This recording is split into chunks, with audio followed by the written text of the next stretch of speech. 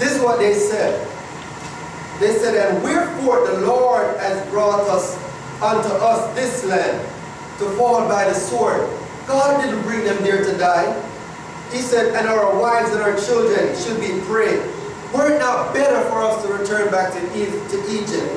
No, that wouldn't be better to return back from where God brought you from. God brought you from the bondage for a reason into a promised land. And so you got to think about that. We need to remember, what has God promised you? What has God promised you? What about those dreams that you have? What about those aspirations that you have? What about those ideas and what about those plans that you have? God says the plan and the dream and the aspiration, they're not dead. God says, I know the thoughts that I have towards you. Thoughts of good and not evil.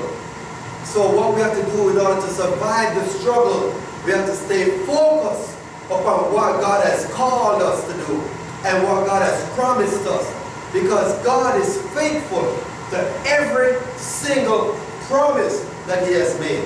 God is faithful every single promise that He has made. Despite the stormy clouds, despite the winds and the waves, despite the lack, despite what things look like, despite friends and the downturn of health or economy, God is still faithful.